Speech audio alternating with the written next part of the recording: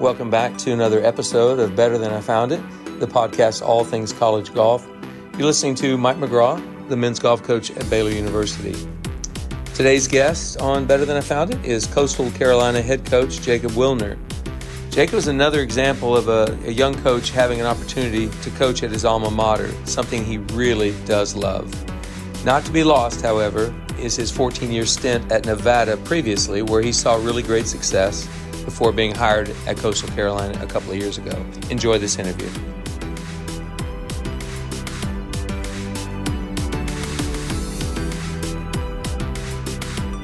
Okay, Better Than I Found It faithful. Let's welcome Coastal Carolina men's golf coach Jacob Wilner to the podcast.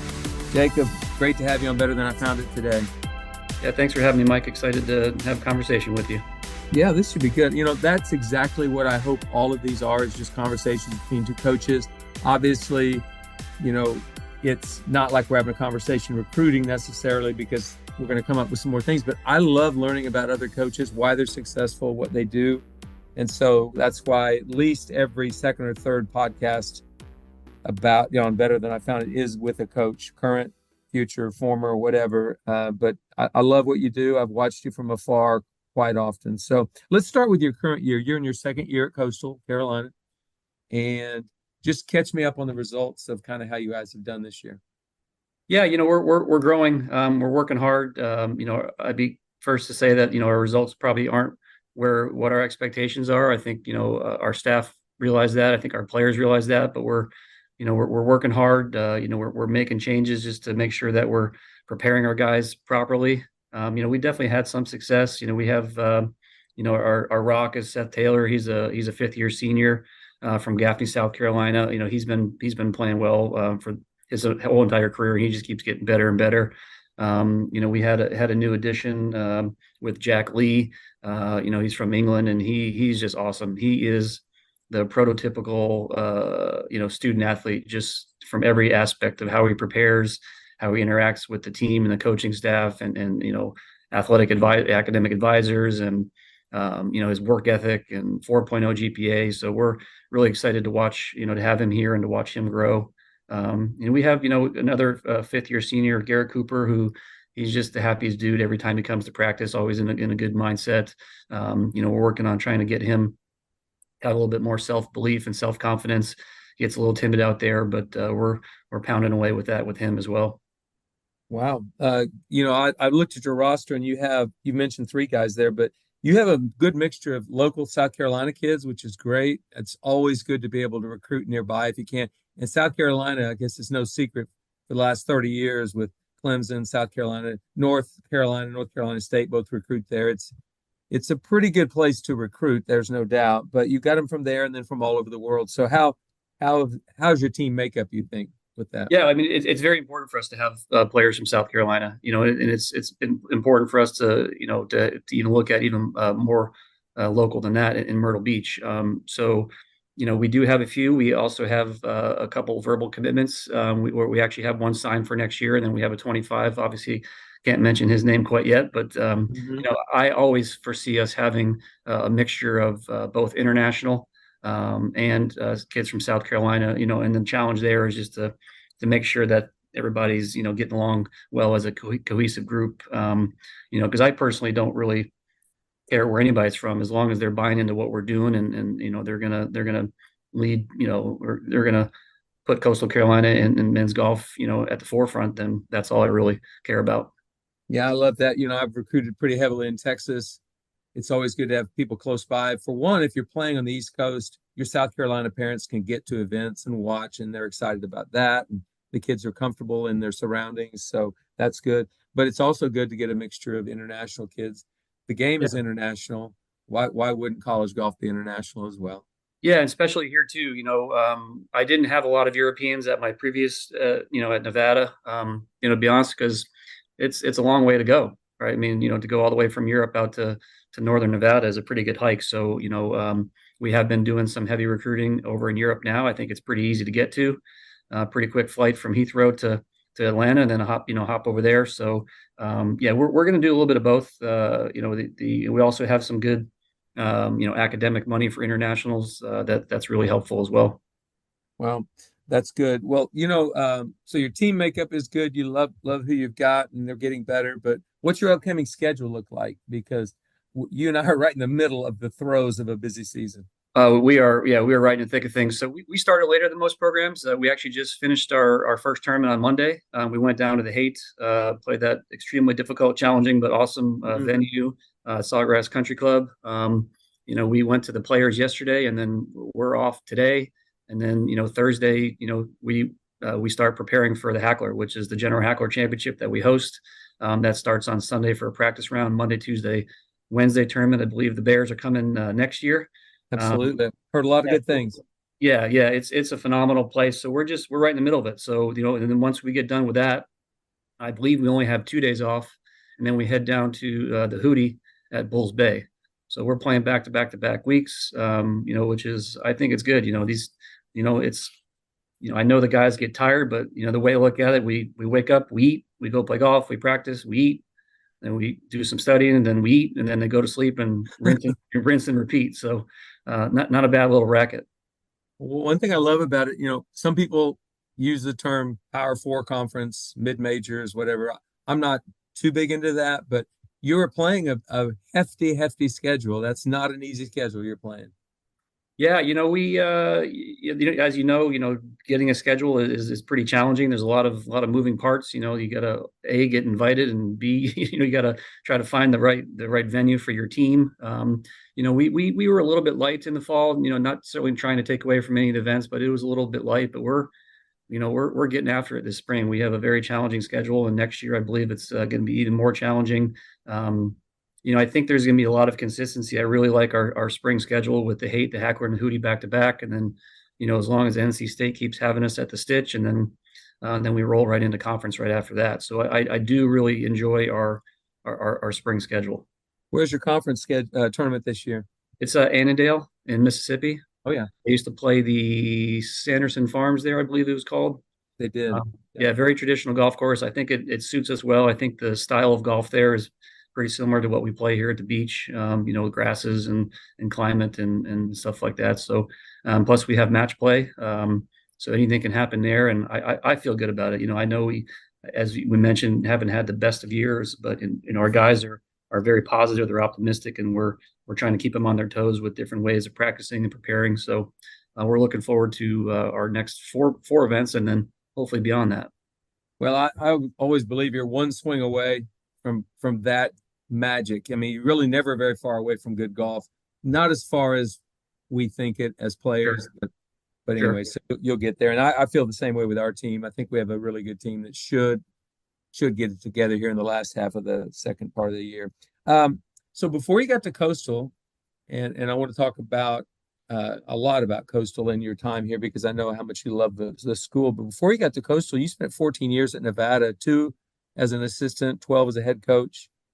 You had a lot of success there, success they really didn't have at Nevada before. 4 straight regional appearances to finish your career there. And your last year you were there, you were ranked 34th in the country. So some would ask, how in the world does this happen? You're at a school that's lower mid-major type, has fewer resources than certainly a lot of schools would have.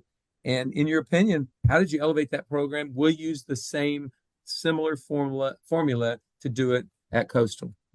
Yeah, I mean, there was it wasn't all, it wasn't all pretty. It took a while to get there. When I first started, I was, only 2 years on the job, even though I feel my background was pretty much, golf specific it kind of prepared me for it. But yeah, it took a bit. I was 32 years old when I started as a head coach, which is pretty young, and we probably made some mistakes and things I would have done differently.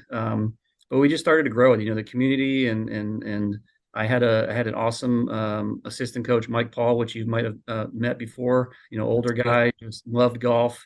Really didn't pay him basically anything, but he'd go to every practice and every tournament. So he was a huge reason for that. I think we started getting a lot better when I realized what kind of student athlete it would take to be successful at Nevada. With the cold weather and again, not the best resources. So I needed to kind of find guys that, maybe had a little bit of a chip on their shoulder, maybe were a little bit can handle adversity. So I think once we figured that out, that was when we started to get better. And we did have some good players early on too. I mean, Scott Smith was a fantastic player. I'm hoping he gets in the Hall of Fame there. He made regionals 2 years in a row, and then my first recruit was Kevin Lucas, and he's the exact definition of a guy with a chip on his shoulder. But he's that guy that if you had to pick one person out of your career that you had to make a 10-footer that you knew just wanted that ball, Kevin Lucas was that guy. So then all of a sudden, one player turns into two good players and then three good players. And we had the four guys we had at my last year there were just awesome.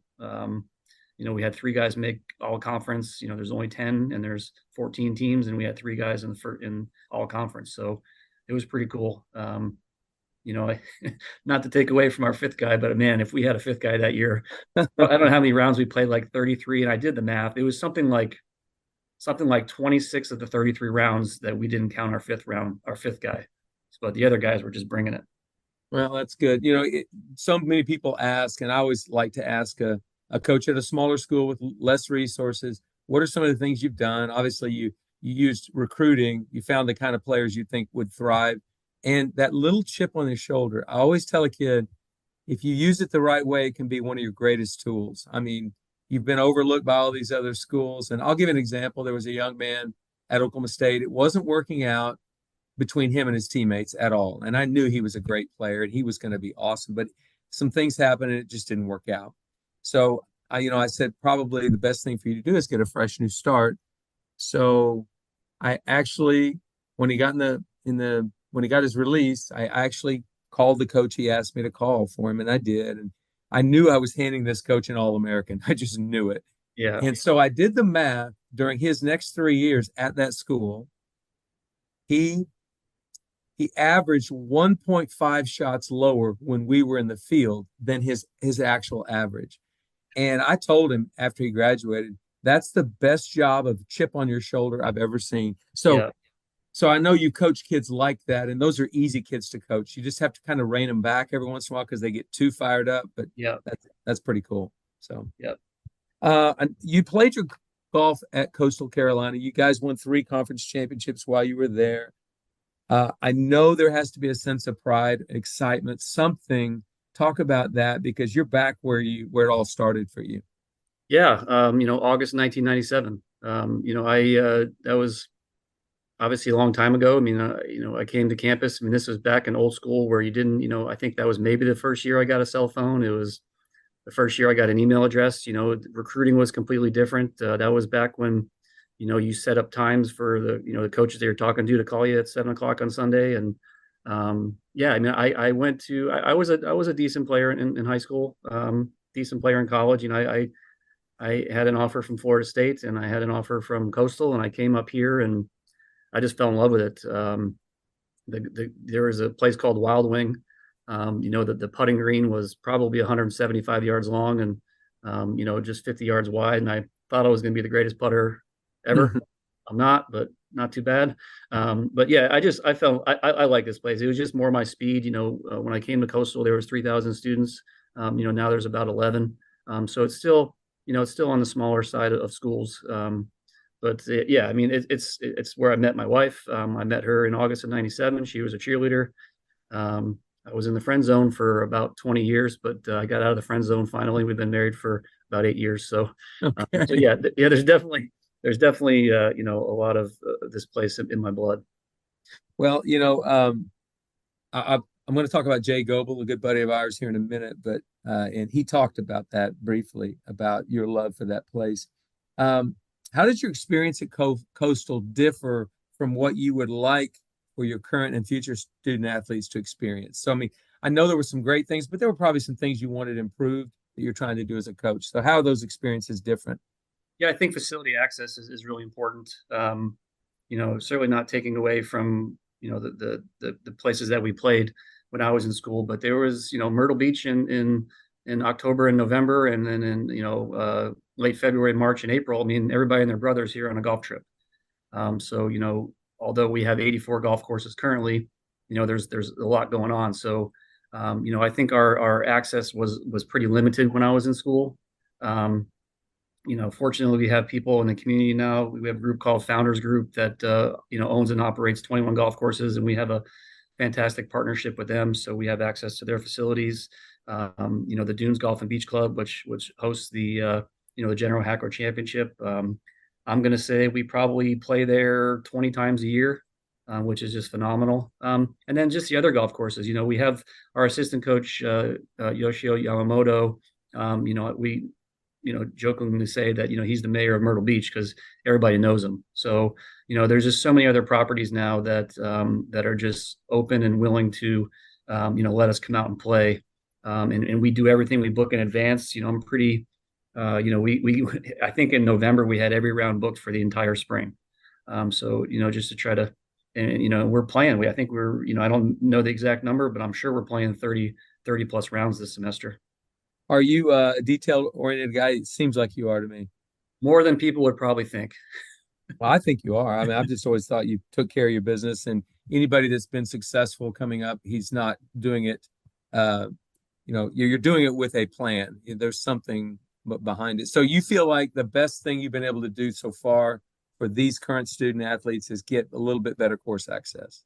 I believe so. Yeah, I mean, yeah, between Yoshi and I believe we're playing different golf courses, and we're qualifying on courses that people have never seen. It's pretty cool, and when guys are saying, hey, we're going to play this course, and they said, yeah, I've never played there. I'm like, well, that's awesome. Let's go. Let's open up our up game, and you guys need to figure out how to play this golf course blind. So yeah, I think that's something that we're very happy with. The growth of facility access. So it's really what you do for every college kid when he gets to campus. He's playing all brand new golf courses every year for tournaments. So it's like, why wouldn't you? It's a ability. I always used to think to have your home course would be the ultimate advantage, and it is an advantage. There's no question because of access. Right. But to be able to play other golf courses, that's a big advantage too. Yeah, and we, we're fortunate to, I'm going to plug Myrtle Beach here a little bit, but with the 82 golf courses, there's a wide different variety. There's in, the topography, the layouts, the grasses, some are overseeded, some aren't, so you have your thick Bermuda, you have your Bermuda that gets dormant, then you have, TPC Myrtle Beach, that's wall to wall, overseed. So thick, lush green grass, kind of like they're playing in Sawgrass right now. So when a kid is playing in a collection area, dormant Bermuda that's wet, Oof. You talk about losing sleep at night, that poor Yeah, kid. you better use some bounce. You better use some bounce. That leading edge is not your friend. So, No. well, I mentioned earlier Jay Goebel. Jay Goebel is our women's coach here at Baylor, and he's been a friend of yours for at least 25 years. He told me your careers overlapped briefly at Coastal. He had transferred from, I think, North Carolina, Charlotte to Coastal. And so I believe, is that correct? The opposite. He transferred from Coastal to UNC Charlotte, which I believe he graduated. Regardless, you guys were together for a short time there, and you've been friends ever since. And this is what Jay told me when I told him I was going to talk to you today. He said, the best story I can think about Jacob, there's some who can't tell on a podcast, but the best story I can tell is just how he ended up back at Coastal. He loves Coastal, and basically his entire adult life, he wanted to go back and coach at his alma mater. He got passed up for whatever reason multiple times, but he persevered. He never gave up. He kept doing his job at Nevada and doing it quite well.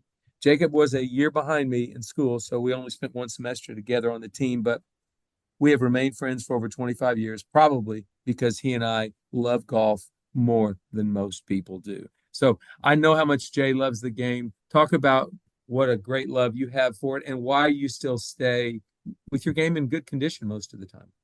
Yeah, I mean, I'm sure I don't play as much as I would like, or as I used to, but I still play. And I'm sure there was some point in time where, there was very few college coaches that played more rounds of golf than Jay and I did a year. But I just think it's healthy. I think you work hard, you get your job done, and if your release in your avenue is to play golf, then I think you got to do it. I don't play very much with my players, but when I have private, time, I'll get out and play nine. I'll go hit balls. I'll putt. I'll play with my buddies, or we're fortunate enough to be members at a club now. I'll go out with the guys and have some games and stuff like that. But yeah, that's how Jay and I always connected. We're golf nuts and we love it. And I don't see myself not playing until I can't play anymore.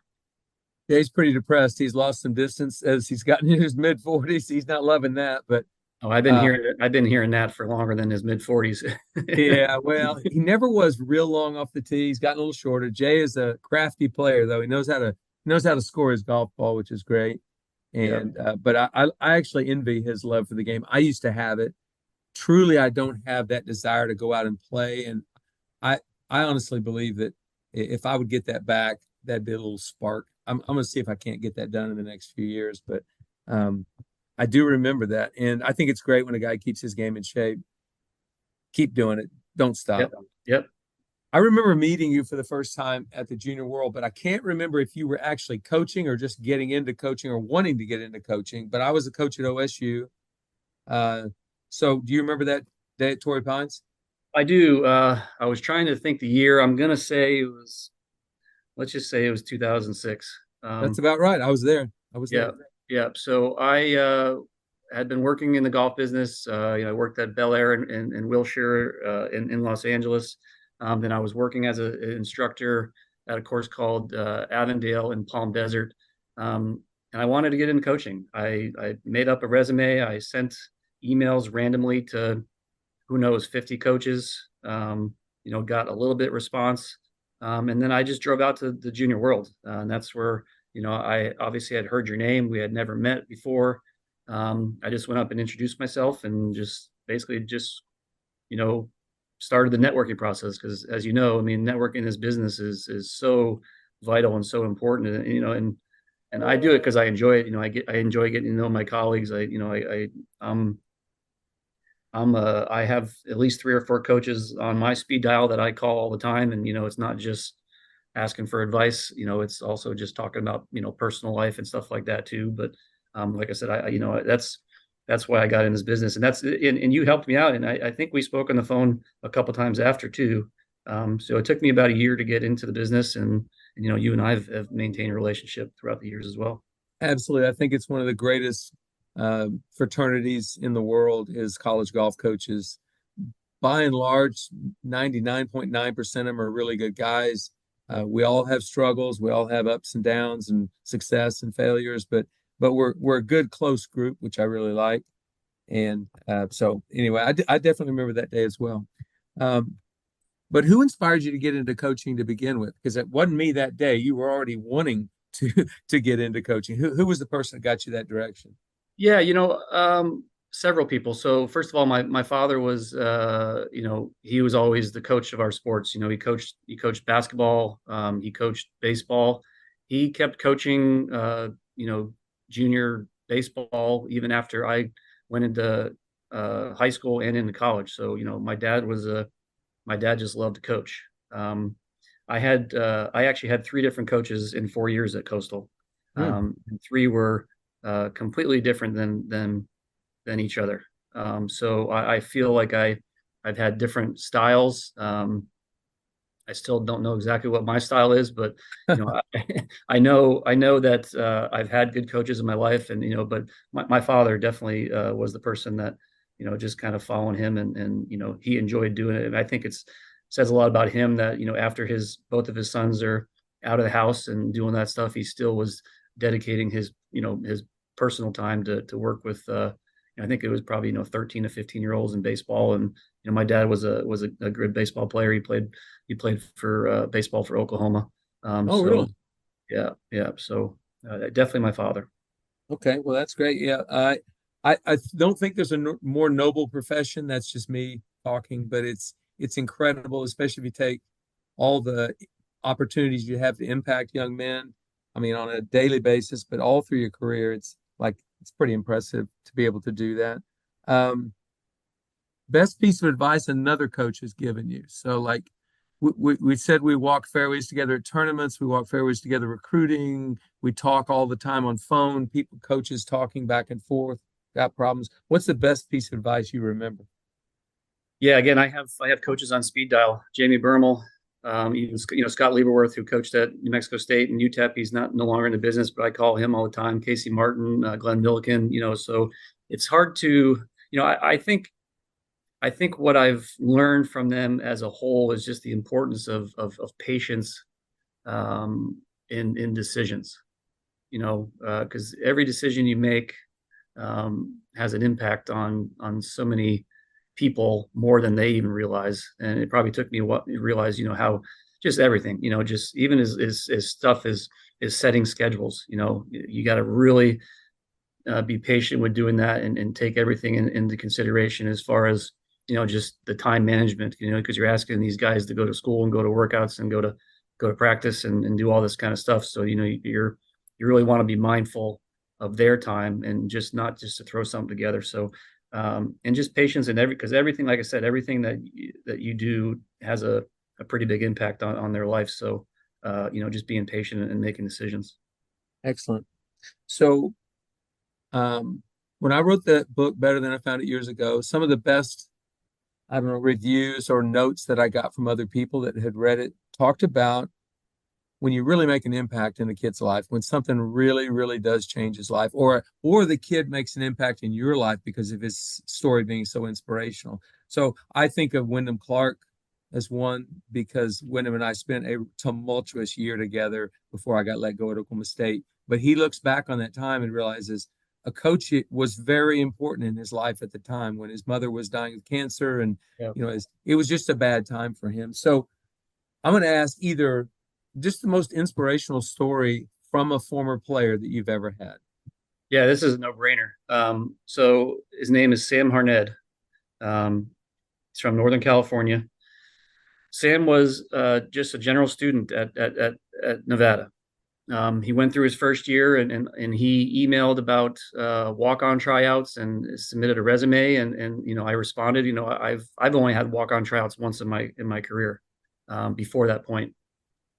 So he came back to Nevada second year, not on any scholarship. He had some academic stuff and went through 2 years of just being a general student. And after that second year, he sent me another email and I saw that he was playing in some stuff and there was a tournament 2 hours away. So I, drove over there to watch him play. And, what I'm going to say is it's going to sound derogatory, but if he was sitting right next to me, he would agree with me. Like, he's one of my closest friends. Right. So it wasn't pretty. Mm-hmm. He was hitting big slices. He didn't really have really good ball control, but there was just something about him that I saw. He had a lot of heart. He had a lot of fight in him. He was kind of like that guy that, that I feel like he wanted the ball, but he just didn't really know how to get it around. Mm-hmm. So we did a walk-on tryout, and we were playing Montreux. It was the first day of school, and I always traditionally like to play, as I've talked to you in the past, I like to play right away, qualifying, boom, first day, let's go. So not only did we qualify in the first day, but I had him go off first. So we have all these 9 guys on the team, and here comes Sam Harned, and he gets up there at Montreux #1 and peels his little cut out there in the fairway, hits wedge to 15 feet, and makes the putt for birdie. So we ended up having, 6 or 7 rounds of qualifying. He finished 6th. We took him to the first tournament as an individual. He didn't play that great. Came back, requalified, and never missed an event for the rest of the deal. Wow. So what's inspirational about him? He started off as 2 years,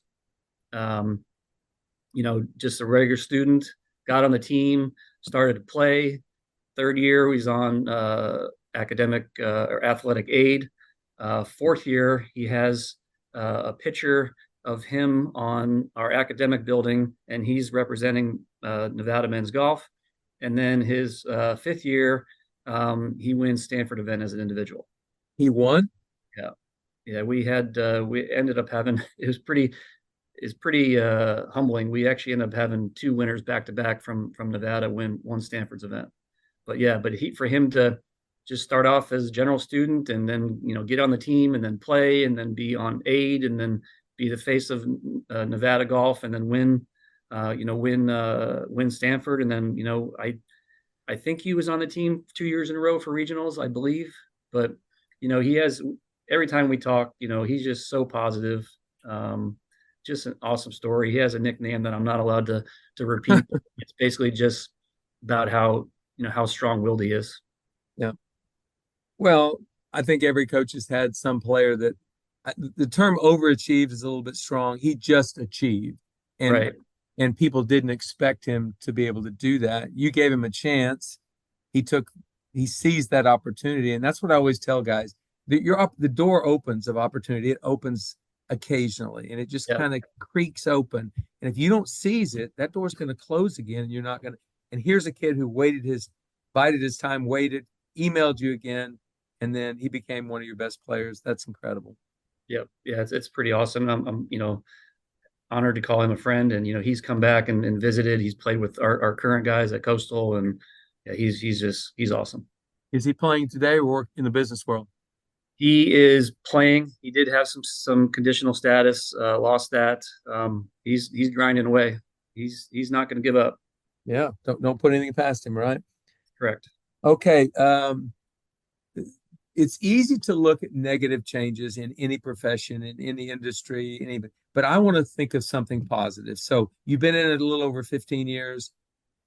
Give me the biggest, best, most positive changes you've seen in college golf from your point of view. I think the 500 rule really helped us out in Nevada. Um, we were a mid-major. Before we started getting pretty good, we were probably in the 70s to 90s. So, we still added, some quality to the field. But I think the bigger teams weren't necessarily worried about us coming in and beating them. So they had to have, so the 500 rule, I think, really helped us. I think, as our schedule got better, we ended up having some success. First, the bigger teams that invited us. But yeah, I think the 500 rule was something that really was, for me personally in our program, really helped us get in bigger tournaments, and that obviously the schedule and for recruiting and just for experience and courses and all that stuff. Yeah, I think a lot of people criticize the 500 rule for various reasons or whatever, but it definitely gave the mid-major an opportunity to get invited to some of those bigger events. Now, Correct. play well when you get there. Don't. Yeah. Oh, and I've joked around with Conrad Ray. I mean, his tournament always had a rule, like it was top 12 gets invited back, and it seems like 4 years in a row we were just always like on the bubble. We're checking golf stat and then drive back. And one time I even had to call him. We finished 13th, and I called him like, Conrad, I hate to pull this to you, but technically we finished 12th because your B team beat us and they don't count. So he got a kick out of that, and we got to play, and then we almost won it one year, so it was pretty Yeah, cool. yeah. With Sam winning that, that's the largest tournament in college golf. There's no Yeah, tournament with more teams, and it's very top loaded. I mean, there's a lot of great teams yeah, at the top. yeah. So for him to win that event and for you to contend in that event is pretty impressive.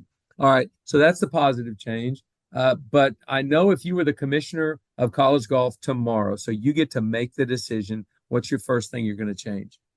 84 player maximum fields.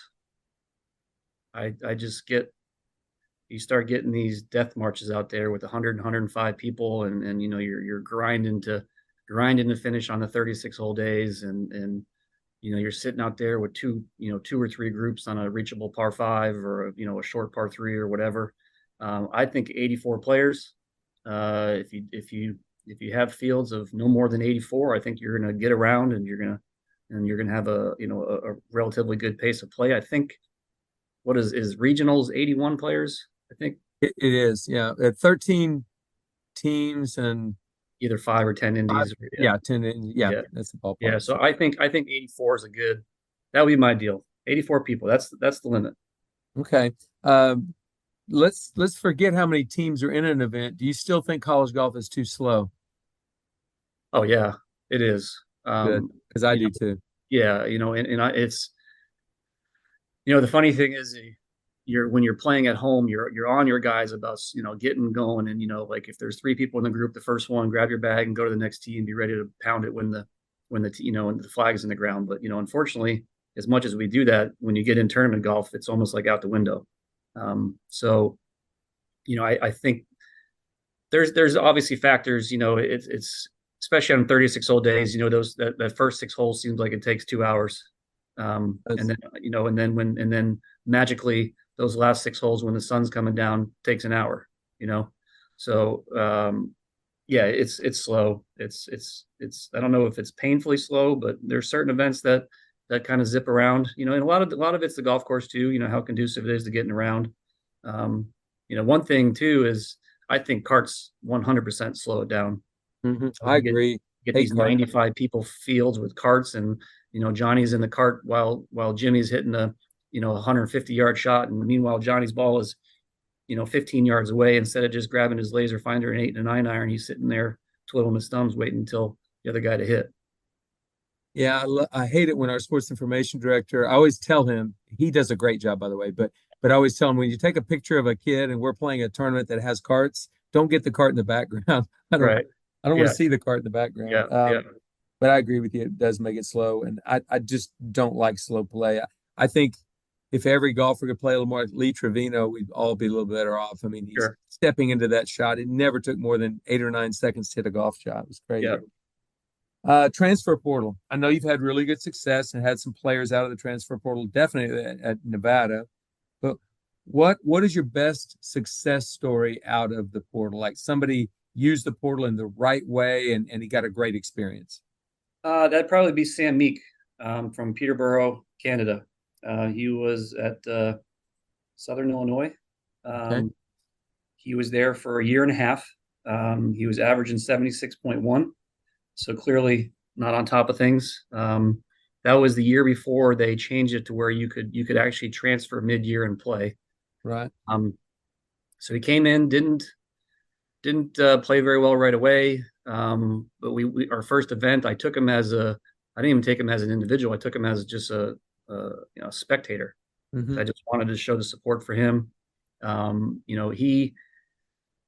He grinded. He worked hard. He ended up winning twice in college. He won at Olympic Club and he won at UC Davis's tournament, El Macero. He was darn near in contention to get the individual spot at Oklahoma in regionals. He just was a same thing. I would say this in front of him if he was here. I mean, he was he was tough to be around sometimes, as who isn't. But he was very feast or famine. His bad was bad, and he would be the first to admit that. But when he was on, he was one of the best drivers of the golf ball. I mean, just unbelievable how long and how accurate he could just smoke tee shots out there. Big dude. He's one of those guys that when he walks into a room, like he's tall. He's got a tall and good looking dude, and he's got a deeper voice. So you can see when he walks into a room. Yeah, I think it's great when the portal is used for a kid to get a better opportunity, a new start, someplace for him to succeed. And obviously, if he had great success at your place, so that's great. If you And had that's what I did. Yeah, that's where I had my success in the portal. I liked people that, again, because it fit the mold of chips on the shoulder. Whether they, Peyton Collins was at Texas A&M and it didn't work, and boy, was that a grind to work with him too. And he's one of my friends too. He came down and visited, but he was underachieving big time, and he didn't leave on his own. Let's just say that at Texas A&M. yeah. But I stayed on him and just stuck to my rules, and it took a while for him to kind of get it. But then he ended up winning. He won Stanford's event as well. And he's having a great career. He made it to the finals at Q School. So there was just another example. I had a bunch. I mean, I think my last year at Nevada, our starting five was 4 transfers. Mm-hmm. Kim Vidal from Jacksonville State. He came for 1 year. He ended up, I think he was top 100 his senior year. He won Scott Hardy's event out at Poppy Hills. We had another guy, AJ Lintunen, that transferred from Chattanooga. I won't get into too much detail, but that was one of the quickest guys I got to commit. I talked to him for about 3 hours. He was back home. He went to sleep for 7 hours, called me the next morning, and committed. So it was like that quick. And You're good on the phone then. I'm okay on the phone. I think you are really. Yeah. So navigating the portal, though, for those who haven't used it very much or haven't been in there can be some pitfalls if you don't really know what you're looking for, and if you're not paying attention to what if the kid could work at your school. I'm sure because it's a quicker process, usually way quicker than the normal recruiting process. So how do you manage that? Yeah, and it's really changed, and I don't think it's changed for the better. I don't like the changes they made. Used to you can get in the portal whenever you want, and now you can't get in until whatever it is, May. Let's just call it May 3rd or whatever. So Right. now you have 25 kids getting in the portal, probably more than that actually. And then you have 30 coaches all going after the same people. So it's way too fast, and quite honestly, um, I think transfer kids get paid too much. But when you have that many players doing it, and you got, most of these guys aren't leaving for, the best of, or some of them aren't leaving for the best of reasons. A lot of times, then it comes down to, how much money do you have to offer, which, that can bite you, and everything does move so quick. So you don't really get to necessarily go through the recruiting process of watching them play and having them on campus. And a lot of times it goes very, very quick, which I'm not a huge fan of. Yeah. Well, but you had some success in there, so you obviously know what you're doing. Um, so I'm gonna do a speed round with you here in a minute, but one last final question in the coaching realm. We all know recruiting is the lifeblood. So outside the portal, recruiting is the lifeblood of any program. Do you do anything creative there? I mean, I once slept in Ricky Fowler's driveway. That was pretty good.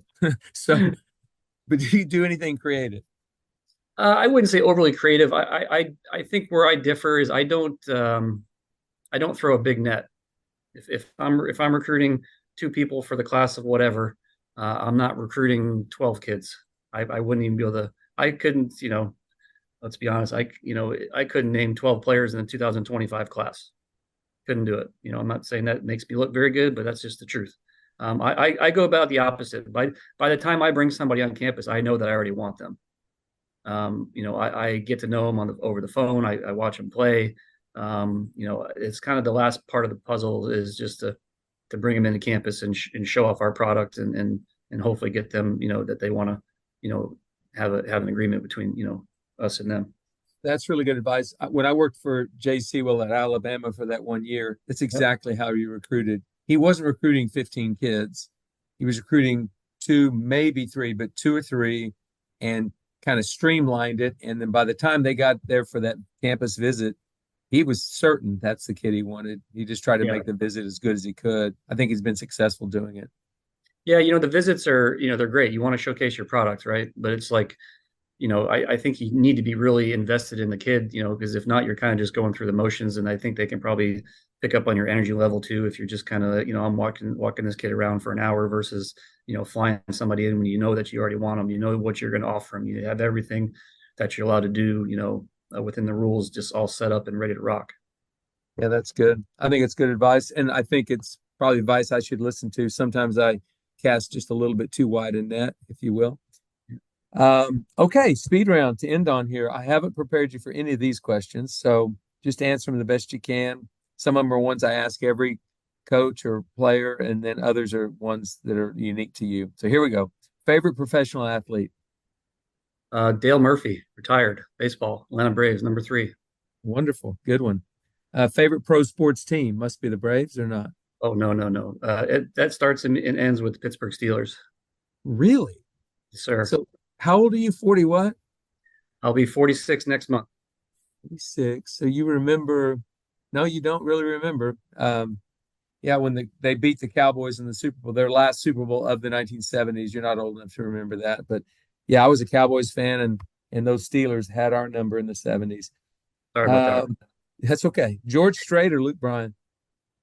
Uh, I mean, neither, but George Strait. Okay. Well, who's it going to be then? If it's neither of those, who's it going to be? Well, I'm not.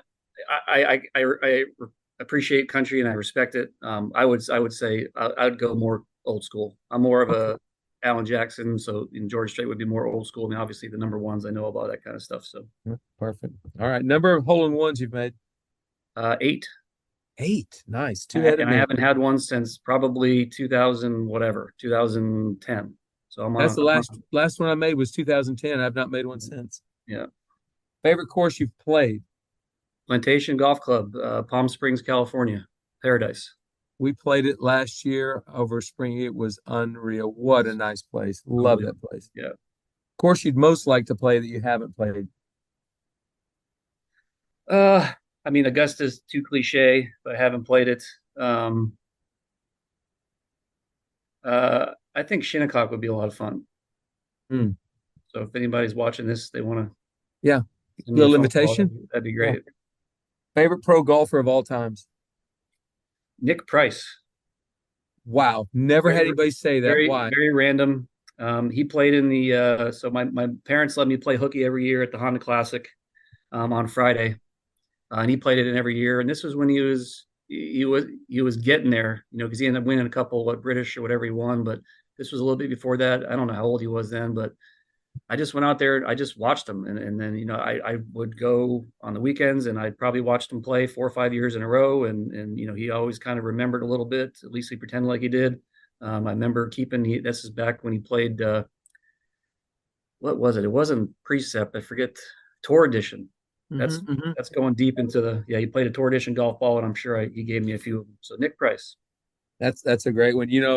Sneaky, he hit the center of the club face as many times as any human that's ever lived. I mean, Yeah. really incredible. Favorite, no, longest stretch using the same putter for you. Oh, probably 4 years. I had a tailor-made Marinello white one. Yeah, Okay. 4 years. 4 years the max. I had a putter that my dad gave me when I was 11. I quit putting with it when I was 37. Right. And then it's just whatever's in the bag now. Well, I can build off of that. I still have an answer putter that I had when I was in high school, Mhm. but it hasn't been in the bag for 20 something years. I'm looking at it right now. It's in my office, and I just mess around and putt within the office. But in the bag during competition and play, it's 4 years. Okay, 4 years. Tournament you'd most like to win? As a player currently, Yes. that would be the Carolinas four ball that our assistant and I, Yosh, are playing in May. I'm Okay. more of my speed is more, uh, I like two-man events. I can make some birdies, and then I don't have as much heat on me. I can go first and get it out of the way because I know that Yosh is going to hit every fairway. So yeah, the Carolinas four ball at Camden Country Club in May. Make a bunch of birdies and you won't have to count your bogeys. Yoshi will cover those. That's right. Most famous person you've ever had dinner with? Mark Wahlberg. Nice. Yeah, I hadn't heard that one. That's a good one. yeah. Dream foursome, you and three others. Who's it going to be? Uh, I'd like to, let's see. That's a good question. I mean, obviously Tiger. Okay. I'd like to play with Dale Murphy. Mm, I've never met him, but again, he's my idol. I'd just throw my dad in there. okay. I love it. That'd be a good foursome. Okay. Jacob, I appreciate you spending an hour with me today. And I really hope I get to see you this spring at a regional or the national championship. Be great for both of us, wouldn't it? Yeah, absolutely. I appreciate you taking the time. I know. Yeah, I think this is great what you do, and just kind of getting some awareness, and it's fun to just have nice positive conversations with your colleagues. So Yeah. and I've always had a respect for you and how you do things, and I've learned from you, whether you know it or not. I've learned from you as well. So Well, I appreciate that. Thanks so much. Well, okay, so it's a date. We'll see you in Encinitas at La Costa. How about that? awesome. All right. Have a great spring. Thanks. Take care. Yep.